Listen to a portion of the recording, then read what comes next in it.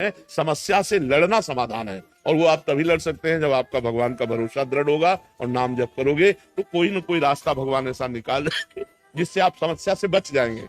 नहीं तो समस्याएं पीस डालती है, अंदर ही अंदर खोखला कर देती है, आदमी चिंतन से परेशान हो जाता है। और जब परेशान हो जाता है तो उसे एक ही रास्ता नजर आता है और वो रास्ता है नहीं, वो और परेशानी पैदा कर देगा अगले जन्म में जाकर के। इसलिए नाम जप करो और सहन करो और लड़ना सीखो। हमको विपत्ति, दुख, संघर्ष करना पड़ेगा, हमको लड़ना पड़ेगा, इनसे विजय प्राप्त करना पड़ेगा। हार जाऊं तो भी लड़ना पड़ेगा, हमारे पास कोई रास्ता नहीं। हमको इन दुख और विपत्तियों से लड़कर पार होना ही है। पर जी हमें लगता है कि कोई ऐसा साधन मिल जाए जिससे तुरंत झट से हमारे दुख दूर हो जाए। अवश्य में भोक्तव्यम कृतम कर्म शुभाशुभम, अपने कर्म को जीव को भोगना होगा। ये जब भगवान कह रहे हैं तो और की हम बात कैसे माने?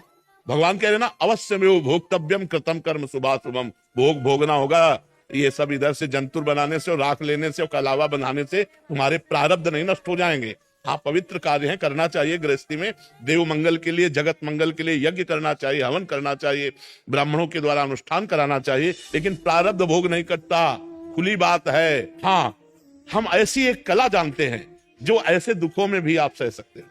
वो कला है भगवान का नाम, वो खुली बात कहते हैं। खूब नाम जप करो और भगवान में चित्त जोड़ो, तो चित्त भगवान से जब जुड़ा होता है तो आनंद होता है। शरीर दुख में है, भारी समस्या है, लेकिन मन आनंद में है।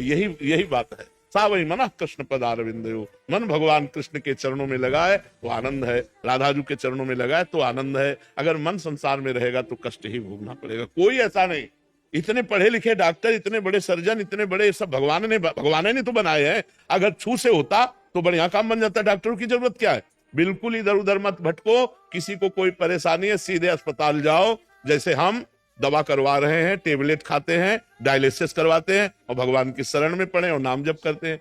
बिल्कुल सीधा रास्ता है। हाँ, कुछ ऐसे मंत्र हैं, यदि सकामता पूर्वक उनका अनुष्ठान किया जाए तो कुछ दर्द को कम कर सकते हैं, समस्या को कम कर सकते हैं, मिटा नहीं सकते, मिटाने की सामर्थ्य नहीं। प्रारब्ध भोग भोगना पड़ता है। नहीं, रामकृष्ण परमहंस जी इतने सिद्ध महापुरुष, उनके गले में कैंसर था। बड़े बड़े महापुरुषों के जीवन में कष्ट पाया गया। भाई जी हनुमान प्रसाद पोद्दार जी के हाथों में तो बड़े बड़े कष्ट सहने पड़े। ये छूछा से नहीं जाते भैया। खूब राधा राधा नाम जप करो, सह करके निकल जाओ, बस ये बात है। मर्जी ऐसा